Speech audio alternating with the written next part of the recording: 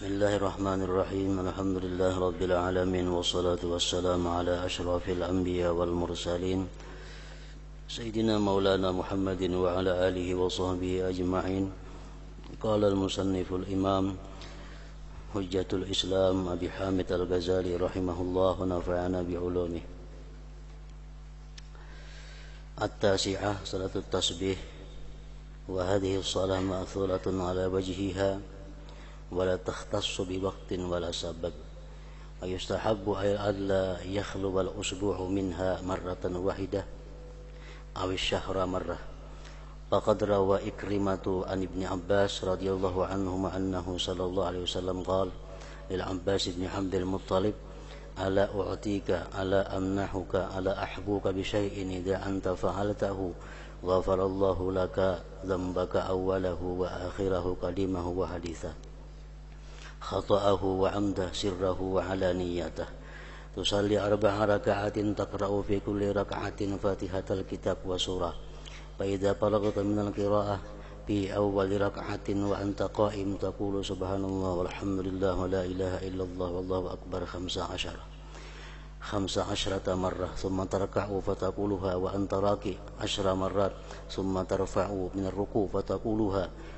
قائما 10 ثم تسجد فتقولها 10 ثم ترفع من السجود فتقولها جالسا 10 ثم تسجد فتقولها وأنت ساجد 10 ثم ترفع من السجود فتقولها 10 فذلك 75 في كل ركعة تفعل ذلك في 4 ركعات إن استطعت أن تصليها في كل يوم مرة فافعل فإن لم تفعل ففي كل جمعة مرة فإن لم تفعل ففي كل شهر مرة فإن لم تفعل ففي السنة مرة إلى آخره.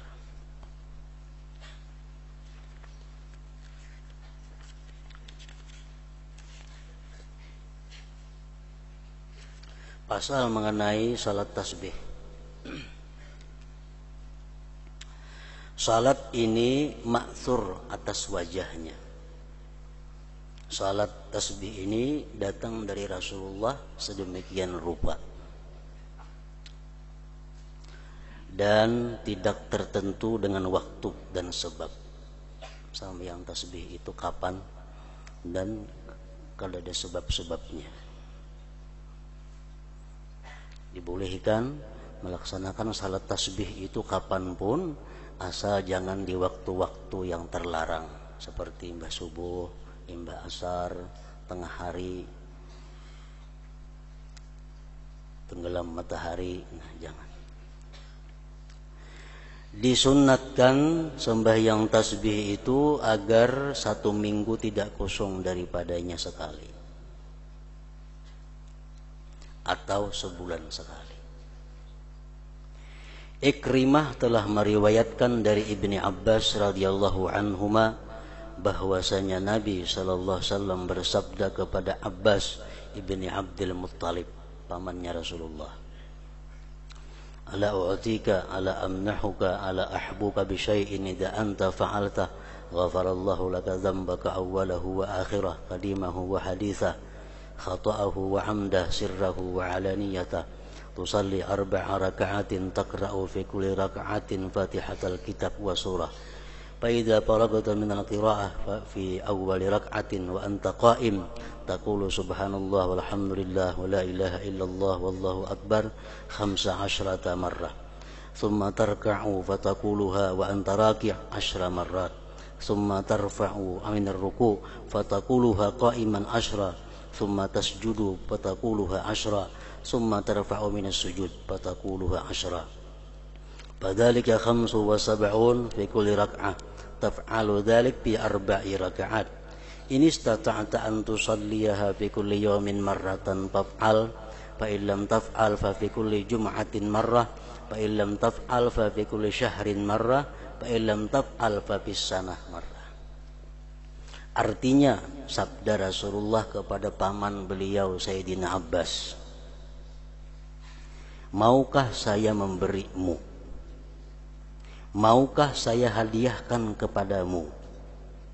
Maukah saya sampaikan kepadamu akan sesuatu yang apabila kamu kerjakan maka Allah akan mengampunimu, yakni dosamu yang terdahulu dan kemudian, yang lama dan yang baru, kekeliruan dan kesengajaan, rahasia dan terang-terangan, yaitu kamu salat 4 rakaat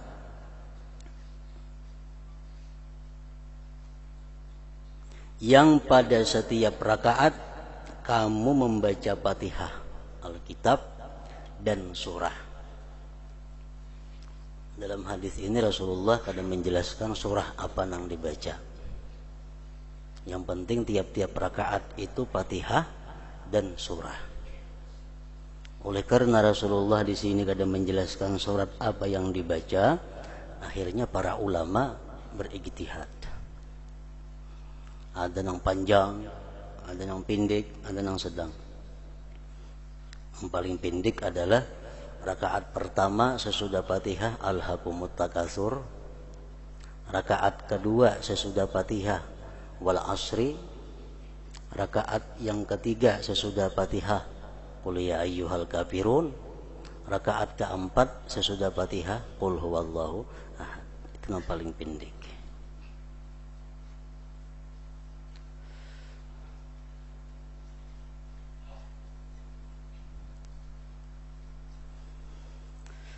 Jadi usalli salat tasbih 4 rakaatin sunnatan lillahi ta'ala.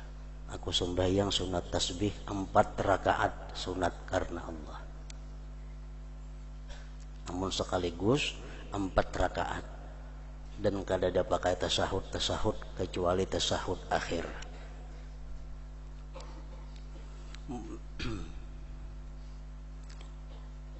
Kalau hendak dua boleh juga.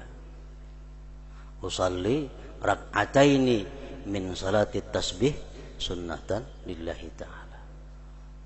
Aku sembahyang 2 rakaat dari sembahyang tasbih sunat karena Allah Ta'ala.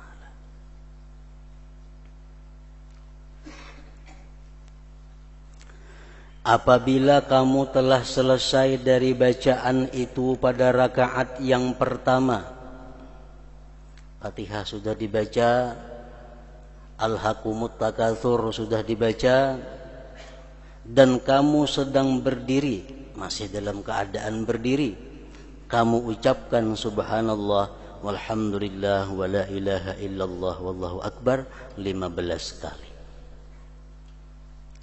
Jadi sesudah Fatihah rakaat pertama Alhaakumut Takatsur, subhanallah walhamdulillah wa la ilaha illallah wallahu akbar 15. Hanyar rukuk.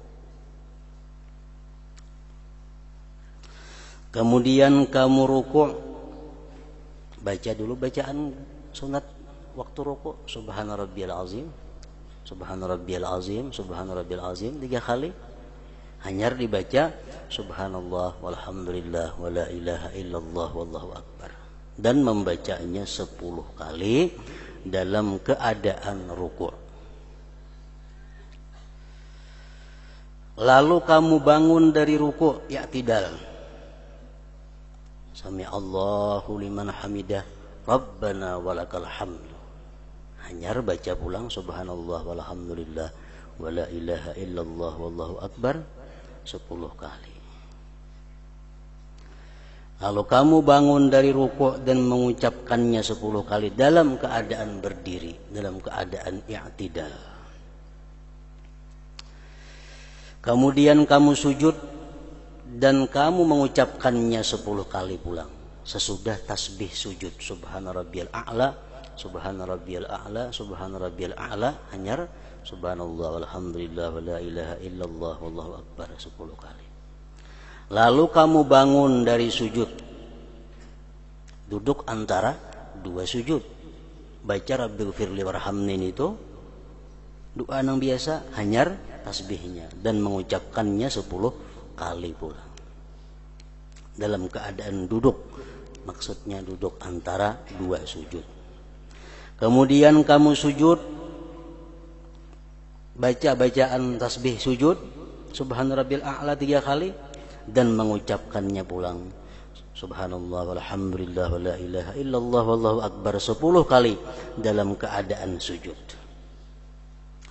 Lalu kamu bangun dari sujud dan mengucapkannya 10 kali.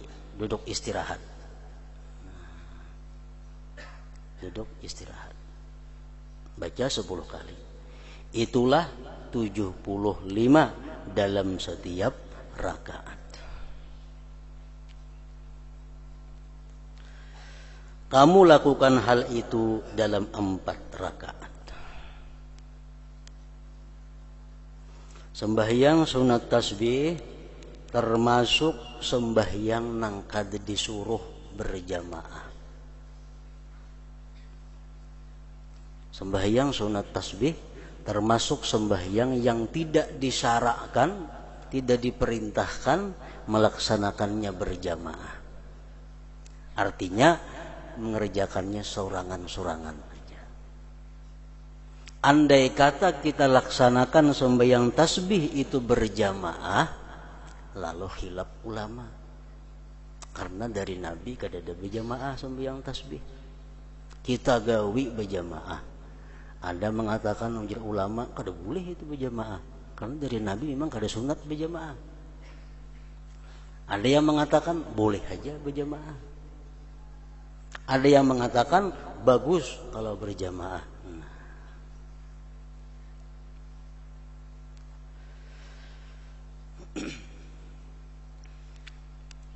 Nah, kemudian tasbih tadi andai kata kita lupa di dalam satu rukun. Umpamanya rukuk. Subhana rabbiyal azim, subhana rabbiyal azim, subhana rabbiyal Allahu akbar. Sami Allahu liman hamidah. Yang tidak. Tinggal tasbih nang 10 waktu rukuk. Sudah sami Allahu liman hamidah. Bebulik kita kada boleh. Tarusakan aja, tarusakan waktu i'tidal tetap baca nang biasa 10. Karena waktu sujud hanya dibayar. Jadi waktu sujudnya kena 20. Waktu sujud 20. Andai kata waktu sujud itu kita ketinggalan tasbih nang 10, begitu Allahu Akbar duduk antara 2 sujud, hanya ingat, tadi aku kan bertasbih sujud itu yang 10. Biarkan aja, tarusakannya duduk antara 2 sujud, baca-bacaan doa itu, tasbih nang 10 aja, karena sujud nang kedua hanya dibayar. Sujud nang kedua 20. Jadi membayar itu jangan meletakkannya di rukun-rukun pendek. Rukun pendek itu ya tidak, rukun pendek jangan di situ membayarnya. Duduk antara 2 sujud itu rukun pendek, jangan di situ membayarnya. Harus di rukun-rukun yang panjang, sujud rukun panjang.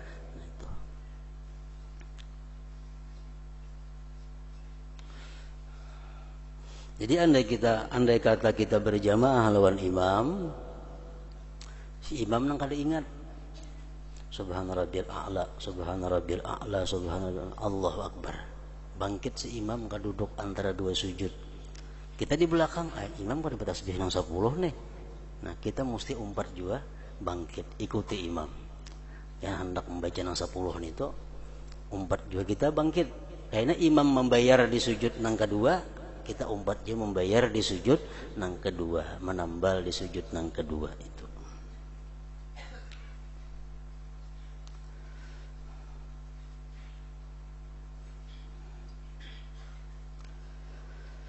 Kamu lakukan hal itu dalam 4 rakaat. Jika kamu mampu melaksanakannya pada setiap hari, maka lakukanlah. Sembahyang sunat tasbih tadi mau kau tiap hari bagus benar. Jika kamu tidak melakukannya setiap hari, maka setiap Jumat sekali. Yang paling baik waktunya antara zuhur asar hari Jumat. Kita misal hendak sembahyang tasbih seminggu sekali, hendaknya yang paling baik antara zuhur, antara Jumat lawan asar di situ mandak. Jika kamu tidak melakukannya seminggu sekali, maka pada setiap bulan sekali. Sebulan sekali. Sebulan sekali kada kawa jua, dan jika kamu tidak melakukannya maka setiap tahun sekali. Apabila tiap tahun, tasarah aja, asal setahun sekali. Kita kebiasaan meletakkannya pada malam nisfu Sya'ban, itu hanya merupakan pemikiran dari para ulama, bukan ada ketentuan seperti itu. Malam nisfu Sya'ban hanya ada sembahyang tasbih. Lain pada malam nisfu Sya'ban kada jadi masalah. Cuma mengingat bahwa malam nisfu Sya'ban itu malam mulia, malam yang baik, lalu ulama menetapkannya di situ baik sembahyang sunat tasbih. Dan di dalam riwayat lain bahwasanya ia mengucapkan pada awal salat subhanakallahumma wa bihamdik wa tabarakasmuk wa ta'ala jadduka wa taqaddasat asma'uka wa la ilaha ghairuk. Gantian doa iftitah di rakaat yang pertama itu. Hanya baca auzubillah itu. Artinya maha suci engkau ya Allah, dan dengan segala pujimu, maha suci namamu, maha tinggi kemuliaanmu, maha suci namamu dan tidak ada Tuhan selain. Kemudian ia membaca tasbih 15 kali sebelum bacaan Al-Fatihah dan 10 kali setelah bacaan Al-Fatihah, dan selanjutnya 10 kali 10 kali. Dan ia tidak membaca tasbih setelah sujud akhir dalam keadaan duduk. Jadi kalau kita waktu berdiri itu membaca tasbihnya 25, berarti duduk istirahat kada bertasbih. Tasahud akhir kada bertasbih. Karena sudah waktu berdiri kita mengandak 25. Sebelum Fatihah 15 kali, sesudah membaca surah kayaknya 10 kali. Boleh juga macam itu. Ini adalah yang terbaik dan adalah pilihan Ibnul Mubarak. Kayak itu jar nang baik. Jadi imba doa iftitah tasbih 15. Fatihah Al-Hakumut Takasur hanya 10. 10 duduk istirahat lalu langsung naik Allahu Akbar. Berdiri nang kedua langsung 15 pulang. Fatihah wal asri 10 kali pulang, 10 sujud terakhir 10, tasahud akhir kada bertasbih. Menurut sebagian ulama ini lebih baik. Ada lagi pendapat ulama yang baik yang pertama itu berdiri 15, untuk istirahatnya ada 10, tasahud akhirnya 10, berdiri 15 saja. Itu nang baik ujar. Ada juga mengatakan ulama demikian. Kenapa baiknya? Supaya setiap rukun sembahyang tuh ada tasbihnya. Amun di berdiri selalu sudah 25, tasahud akhir kena pernah kada ada tasbihnya. Nah, jadi supaya dalam setiap rukun, setiap gerakan itu jangan kosong dari tasbih, waktu berdiri cukup 15. Kayaknya 10. Mun berjamaah ini imam mesti beritahu cara nama yang dipakai. Jadi kalau sembahyang berjamaah, sembahyang tasbih, imam mesti memberitahu dahulu sebelum mulai cara nang kayak apa dipakai tasbihnya. Apakah nang berdiri 25 atau berdiri 15 saja. Supaya makmum jangan mauk di belakang.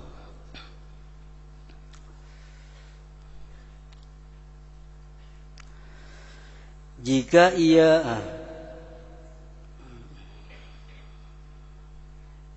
ini adalah yang terbaik dan adalah pilihan Ibnu Mubarak. Dari dua riwayat itu jumlahnya tasbih adalah 300 tasbih. 4 rakaat jumlahnya 300 kali. Serakaat 75. Jika ia mengerjakannya di siang hari maka dengan 1 kali salam. Itu yang terbaik. 4 rakaat langsung. Dan jika ia mengerjakannya tasbih di malam hari maka dengan 2 kali salam. Itu adalah lebih baik. 2. Usalli rak'ataini min salati tasbih sunnatan lillahi ta'ala. Karena mendatang hadis anna salatul lail mathna mathna, bahwa sembahyang sunat di malam hari itu 2 rakaat salam, 2 rakaat salam. Artinya sesungguhnya salat malam itu 2 rakaat. Jika setelah membaca tasbih ia menambah ucapan la haula wala quwata illa billahil aliyyil azim, artinya tidak ada daya dan kekuatan kecuali dengan pertolongan Allah yang maha tinggi dan maha agung, maka itu baik. Subhanallah walhamdulillah wa la ilaha illallah wallahu akbar wa la haula wala quwata illa billahil aliyyil azim.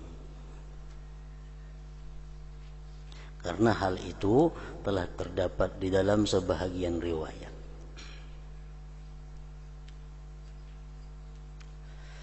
Inilah salat-salat yang maksur yang datang daripada Rasulullah. Sunat wudu, tahiyatul masjid, semalam, dan seterusnya. Tidak sedikit pun dari salat ini disunatkan di dalam waktu-waktu yang makruh.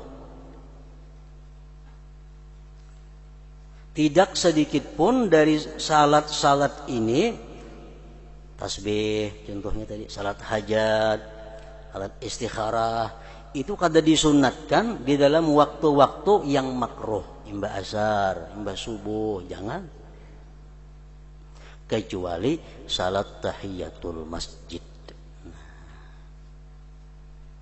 Itu apabila aja boleh. Tahiyatul masjid itu. Imba asar kah masuk masjid, sembahyang tahiyatul masjid boleh. Imba subuh masuk masjid sembahyang tahiyatul masjid boleh. Kalau imba subuh sembahyang istikharah kada boleh. Artinya haram hukumnya dan kada sah sembahyangnya.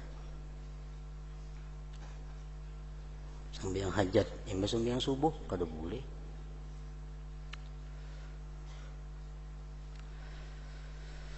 Dan apa yang telah kami datangkan setelah tahiyatul masjid dari 2 rakaat sunat wudu, salat hendak bepergian, keluar dari rumah, istikharah, maka jangan dilakukan pada waktu-waktu makruh itu. Di sini Imam Ghazali, pengarang kitab ini, berlainan pendapat dengan kebanyakan ulama fikih. Ulama fikih mengatakan bahwa sunat wudu itu boleh dilakukan pada waktu makruh. Basar boleh sunat wudu. Tapi kalau Imam Ghazali mengatakan kada boleh. Imam Ghazali mengatakan kada boleh. Karena larangan itu muakkad, dikuatkan. Kada boleh sembahyang sunat imba asar, imba subuh, itu kuat larangannya.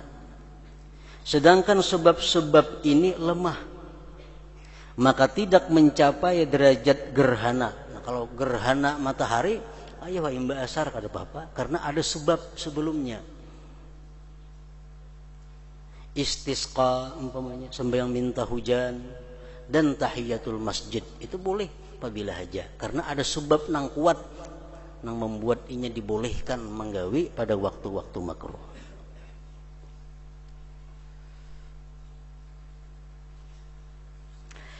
Saya telah melihat sebagian ahli tasawuf salat pada waktu-waktu yang dimakruhkan akan 2 rakaat wudu, ujar Imam Ghazali. Aku melihat orang-orang sufi sembahyang 2 rakaat sunat wudu di waktu makruh, mbasar contohnya, dan itu di puncak kejauhan.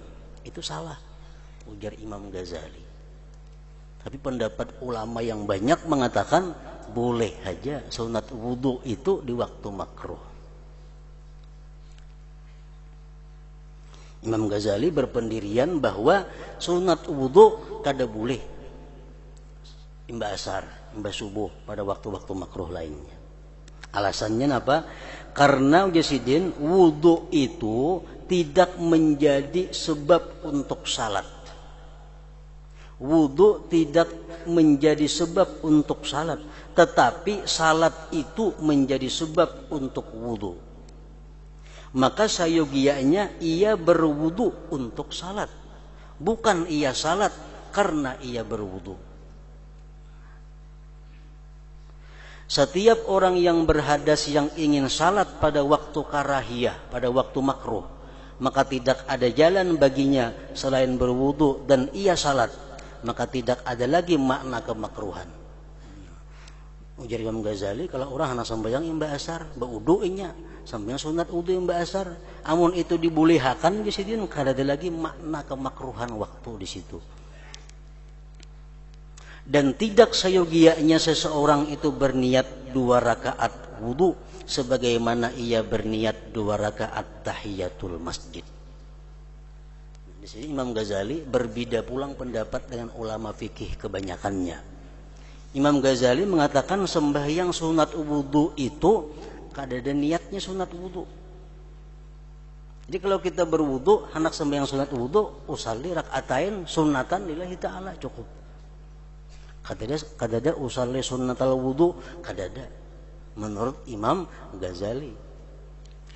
Menurut ulama fikih seperti Imam Nawawi contohnya, beliau mengatakan sunat wudu itu ada niatnya, usalli sunnatal wudu.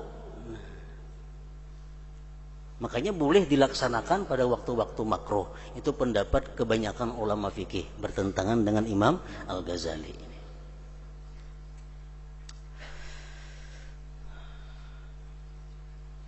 Dan tidak sayogianya seseorang itu berniat 2 rakaat wudu sebagaimana ia berniat 2 rakaat tahiyatul masjid. Ujar Imam Ghazali, kalau kita masuk masjid, usalli tahiyatul masjid. Tahiyatul masjid. Kalau wudu, usalli sunatul wudu, itu kada ada. Nah, ujar Imam Ghazali. Tapi pendapat yang lain tadi ada itu. Tetapi apabila ia berwudu, maka ia salat 2 rakaat karena sunat mutlak saja, agar wudunya tidak kosong sebagaimana yang dilakukan oleh Bilal, maka itu adalah semata-mata sunat yang terletak setelah wudu. Hadis Bilal itu tidak menunjukkan bahwa wudu itu sebab seperti gerhana dan tahiyatul masjid sehingga ia berniat 2 rakaat wudu. Ada itu. Maka mustahil ia berniat wudu dengan salat, tetapi supaya ia berniat salat dengan wudu. Dan bagaimana teratur bahwa ia mengucapkan pada wudunya, saya berwudu untuk salatku, dan pada salatnya ia mengucapkan saya salat untuk wuduku. Daur gesitin itu. Kita berwudu berniat listibahatis salah. Kita berwudu niat untuk dibolehkan sembahyang. Jadi kita berwudu untuk sembahyang. Lalu kita sembahyang untuk wudu pulang lah tabulik ke itu kada mau. Jadi Imam Ghazali tetap berpendirian bahwa sunat wudu itu kada ada. Pokoknya bila kita imbah berwudu, sembahyang sunat mutlakkah, sembahyang apakah? Iya sudah ngarannya sunat wudu itu. Nah, itu pendapat Imam Al-Ghazali. Tetapi orang yang ingin menjaga wudunya dari pengusungan pada waktu karahiyah, pada waktu makruh, maka hendaklah ia berniat mengqadha jika mungkin dalam tanggungannya terdapat salat yang belum dikerjakan karena salah satu dari beberapa sebab. Amun yasidin hendak juga imbah asar sembahyang sunat wudu, ayo jabar wudu, cuma sembahyangnya sembahyang mengqadha, sembahyang nangapa di qadha asal ada qadhaan. Nah, itu boleh. Ujar Imam Ghazali. Kita imbah asar wudu, sembahyang mengqadha nangapa kan di qadha. Nah, itu boleh macam itu. Kalau semata-mata sembahyang sunat wudu aja kada boleh pada waktu makruh tadi, ujar Imam Ghazali. Karena sesungguhnya mengqadha salat di waktu-waktu makruh karahiyah itu tidak makruh. Adapun niat sunat maka tidak ada jalan baginya. Kalau hanya sekadar sunat wudu itu kada ada jalannya.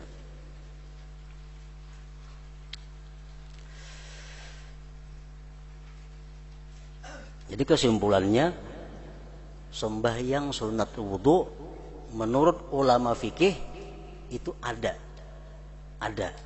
dan niatnya ada. Usalli sunnatal wudu. Boleh dikerjakan pada waktu makruh. Ini pendapat yang kebanyakan ulama. Imam Ghazali berpendapat sunat wudu itu kadada. Pokoknya bila kita imbah wudu sampai yang sunat apapun, sunat wudu sudah ngarannya. Dan kada boleh sembahyang itu di waktu makruh, kecuali mengqadha. Nah, itu ujar Imam Ghazali. Di dalam pelarangan mengenai waktu-waktu karahiyah itu terdapat 3 perkara yang penting. Kenapa kada boleh sembahyang sunat imba asar, imba subuh, pas matahari di tengah-tengah, matahari tinggalam, matahari terbit, kada boleh sembahyang di situ, sembahyang sunat nang kada ada sebabnya. Kenapa? 1, menjaga diri daripada menyerupai para penyembah matahari. Menjaga diri daripada menyerupai para penyembah matahari. Orang penyembah matahari bila matahari terbit disembahnya, matahari tenggelam disembahnya pula. Nah, supaya kita jangan tak imbai lawan itu, jangan sembahyang di waktu itu. Sembahyang sunat nang kada ada sebab sebelumnya. Yang kedua, menjaga diri dari bertebarannya syaitan. Karena Nabi SAW bersabda, Inna syamsa la tatlu'u wa ma'aha qarnus syaitan, fa idza tala'at qaranaha wa idza irtafa'at faraqaha, fa in istawat qaranaha, fa idza zalat faraqaha, fa idza tadayyaqat lil ghurub qaranaha, fa idza gharabat faraqaha. Artinya sesungguhnya matahari itu terbit, bersama itu terdapat tanduk syaitan. Apabila matahari itu terbit, maka syaitan itu menyertainya. Apabila matahari itu meninggi, maka syaitan memisahkannya. Apabila matahari itu di tengah hari jam 12 tuh, maka syaitan tidak menyertainya, maka syaitan itu menyertainya. Apabila matahari tergelincir 12:05 sudah umpamanya 12:05 menit, maka syaitan memisahkannya. Apabila condong untuk terbenam, maka syaitan menyertainya. Dan apabila matahari terbenam, maka syaitan memisahkannya. Makanya jangan sembahyang di waktu-waktu itu. Beliau melarang dari salat pada waktu-waktu ini dan memperingatkan alasannya. Yang ketiga, bahwasanya orang-orang yang menempuh jalan menuju akhirat senantiasa menekuni salat pada seluruh waktu. Orang tuh hendak lakas dapat ma'rifatullah, inya salat setiap saat, sembahyang terus menerus pada satu jalan dari ibadah itu menyebabkan kebusanan. Orang nang hendak lakas dapat ma'rifat ini sembahyang 24 jam kada sengerantian. Nah, itu kayaknya menimbulkan kebusanan, kemuyakan. Manakala beliau melarang sesaat untuk ibadah, maka kerajinan itu bertambah dan terbangkitlah pendorong-pendorong karena manusia tamak ingin terhadap apa yang dilarang. Nah, begitu sampai sembahyang asar, kada boleh sembahyang sunat. Nah, di situ istirahat orang nang hendak menempuh jalan akhirat tadi. Istirahat 2-3 jam dulu, kada boleh sembahyang sunat. Gunanya istirahat itu apa? Menambahkan semangat baru, supaya jangan bosan. Di dalam mengusungkan waktu-waktu ini terdapat penambahan dorongan dan membangkitkan untuk menanti habisnya waktu. Maka waktu-waktu ini dikhususkan untuk membaca tasbih dan istighfar karena menjaga dari kebusanan.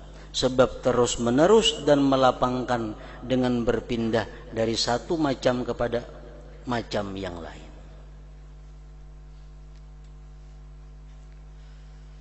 Jadi mbak asar waktunya istighfar, waktunya membaca salawat, waktunya membaca tasbih, waktunya membaca kitab, mbak asar.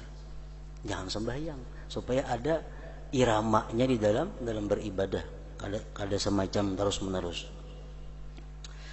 di dalam mengambil hal baru terhadap kelezatan dan kerajinan, dan di dalam keterus-menerusan pada sesuatu terdapat keberatan dan kebosanan. Oleh karena itu salat tidak sujud semata, rukuk semata, dan tidak berdiri semata. Tetapi ibadah-ibadah itu disusun dari amal-amal yang bermacam-macam dan zikir yang berbeda-beda. Sembahyang ada berdiri, ada ruku, ada sujud, ada duduk antara dua sujud, duduk tasyahud, supaya sembahyang itu orang jangan bosan. Lain kalau malaikat, ini ada sifat bosan. Ada malaikat yang diciptakan Allah ruku sampai hari kiamat, kada sing bangkitan. Ada malaikat yang gawenya sujud melulu sampai hari kiamat. Karena malaikat itu kadang mengenal sifat bosan dalam dirinya. Nah, manusia ada diletakkan Allah nafsu. Nafsu bisa bosan, bisa muyak. Lalu sembahyang itu dirubah-rubah bentuknya. Kadang-kadang berdiri ini bacaannya, ruku ini bacaannya, supaya menghilangkan kebosanan itu. Sesungguhnya hati itu mendapatkan kelezatan baru dari setiap amal dari keduanya ketika berpindah kepadanya. Dan seandainya ia menekuni pada satu hal, niscaya kebosanan bersegera menjalar kepadanya, kepada hatinya maksudnya.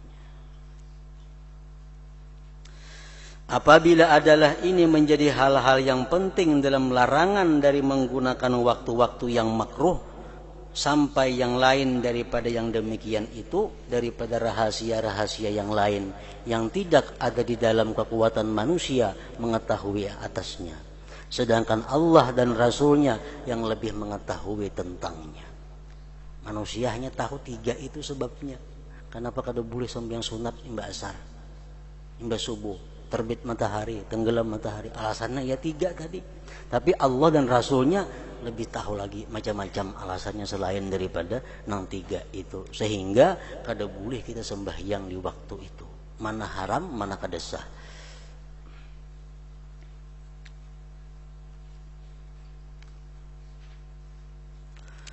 Kepentingan-kepentingan ini tidak ditinggalkan kecuali dengan sebab-sebab yang penting dalam syara.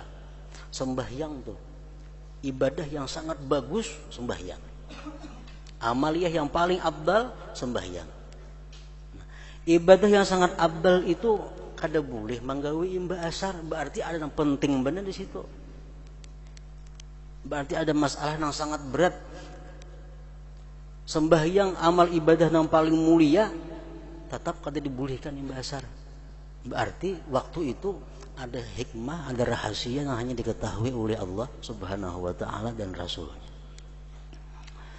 Kepentingan-kepentingan ini tidak ditinggalkan kecuali dengan sebab-sebab yang penting dalam syara, seperti mengqadha salat-salat, namun mengqadha ayo imba asar. Salat istisqa, gerhana, dan tahiyatul masjid itu kada jadi masalah. Adapun apa yang lemah daripadanya, sebab-sebab yang lemah, istikharah, sembahyang hajat, maka tidak sayogianya untuk menolak tujuan larangan ini. Inilah pendapat yang terkemuka menurut kami, wallahu a'lam.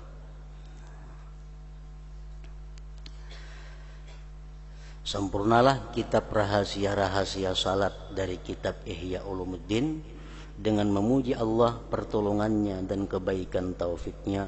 Walhamdulillah wahdah, wassalatu ala khairi khalqih Muhammadin wa ala alihi wa sahbihi wa sallim tasliman katsira.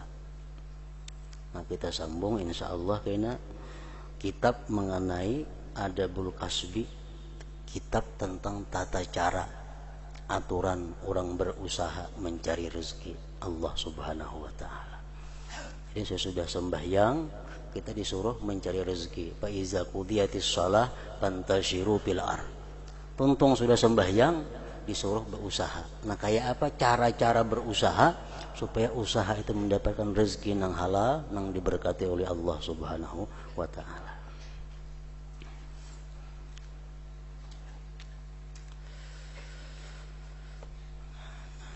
Nanti dibagi selembar fotokopian mengenai kaifiat salatul hajat. Ini salat hajat yang paling inting, yang paling ringan, nang patut dijadikan wirid harian. Amun kada sanggup menggawe nang panjang pada ini.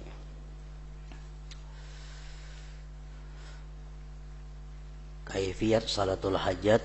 Qala Rasulullah sallallahu alaihi wasallam, man kanat lahu hajatun ila Allah fal yusbighil wudu'a wal yusalli rak'ataini yaqra'u bil ula bil Fatihah wa ayatil kursi wa bil tsaniyah bil Fatihah wa amanar rasul summa yatashahhadu wa yusallimu wa yad'u bi hadzal du'a.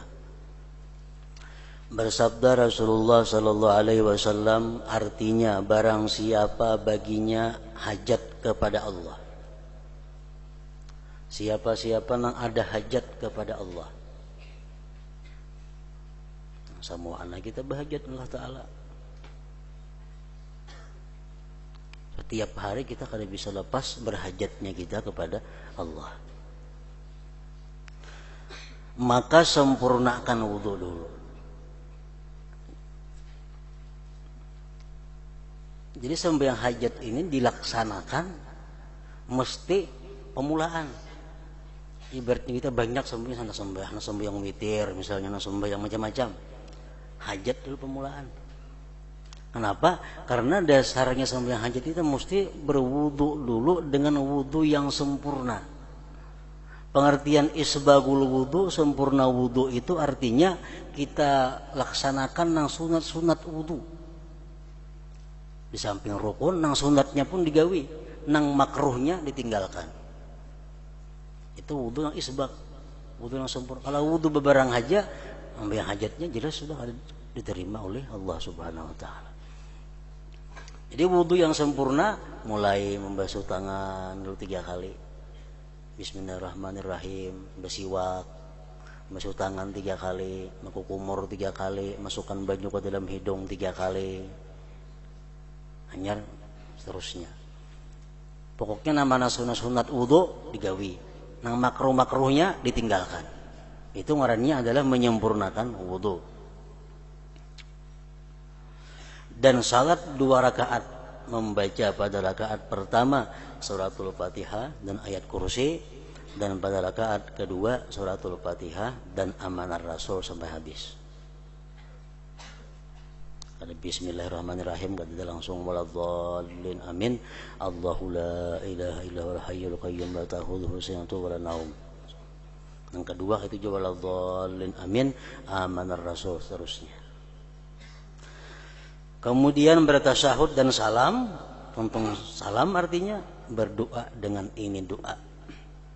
Allahumma ya mu'nisa kulli wahid wa ya sahiba kulli farid wa ya qariban ghaira ba'id wa ya syahidan ghaira ghaib wa ya ghaliban ghaira maghlub ya hayyu ya qayyum ya dzal jalali wal ikram ya badi'as samawati wal ard as'aluka bismikar rahmanir rahim al hayyul qayyum alladhi anat lahul wujuh wa khasha'at lahul aswad wa wajilatil qulub min khasyatih an tusalli ala Muhammad wa ala ali Muhammad wa an taf'ala bi.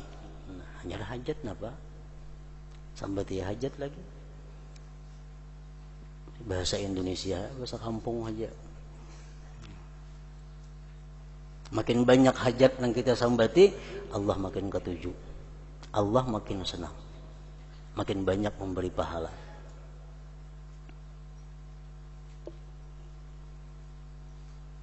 Jadi bangun tengah malam, hendak sembahyang macam-macam sembahyang, berwudulah wudu yang sempurna, hajat dulu.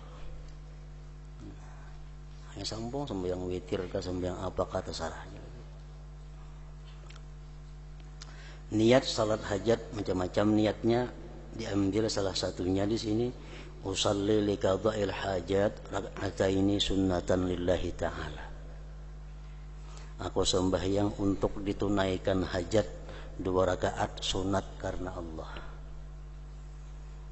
Aku sembahyang untuk ditunaikan hajat 2 rakaat sunat karena Allah Ta'ala.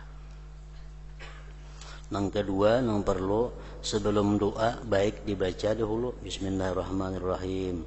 Alhamdulillahirabbil alamin. Allahumma salli ala sayyidina Muhammadin wa ala alihi wa sahbihi wa sallim. Hanyar Allahumma ya mu'nisa kulli wahid wa ya sahiba kulli farid. Penutup doa untuk menyambati hajat macam-macam sambati hajat, tutup dengan wa sallallahu ala sayyidina Muhammadin wa ala alihi wa sahbihi wa sallama walhamdulillahi rabbil alamin amin. Nah, itu menunjang juga untuk dikabulkannya hajat tadi.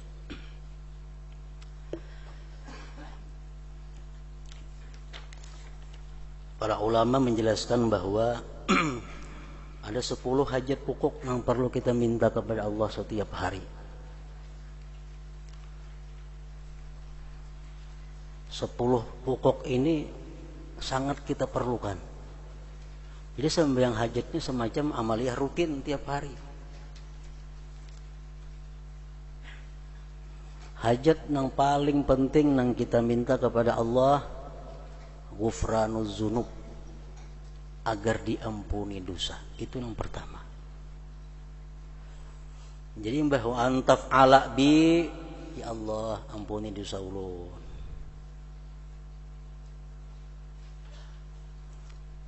Boleh ditambah lagi orang tua ulun, siapa kata tambah situ terserah aja. Yang kedua yang kita minta kepada Allah, ilman nafi'ah, ilmu yang bermanfaat. Ilmu yang bermanfaat. Ya Allah, berilah hamba-Mu ini ilmu yang bermanfaat. Yang ketiga yang perlu diminta, amalan mutaqabbala, amal diterima. Ya Allah, terimalah ibadah-ibadah yang hamba lakukan. Terimalah taat-taat yang hamba lakukan.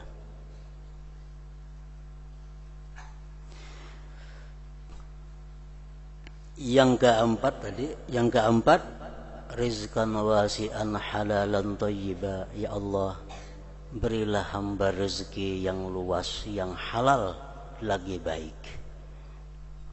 Berilah hamba rezeki yang luas, lagi halal, lagi baik.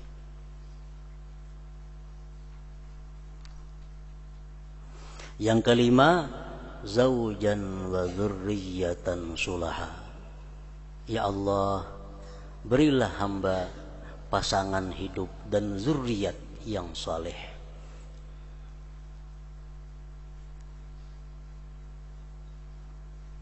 Itu yang belum berbini, belum beranakan, yang sudah, jadikanlah pasangan hamba dan zuriat hamba orang-orang yang saleh. Yang sudah berisian itu, yang belum beri, yang sudah jadikan. Yang keenam, minta kepada Allah an-nasru 'alal a'da. Ya Allah, tolonglah hamba menghadapi musuh. Tolonglah hamba-Mu menghadapi musuh-musuh hamba.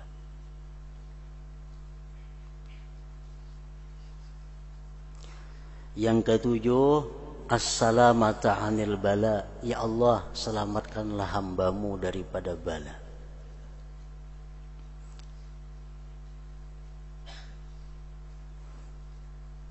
Bala itu, hakikat bala adalah tiap-tiap sesuatu yang membuat murka Allah, itu bala. Tiap-tiap sesuatu yang membuat murka Allah itu bala. Kita dapat duit, begitu dapat duit diulah ke maksiat, duit itu bala ngarannya. Kita dapat musibah, dengan musibah kita ingat kepada Allah, tambah rajin ibadah, musibah itu bukan bala ngarannya. Jadi minta selamatkan daripada bala.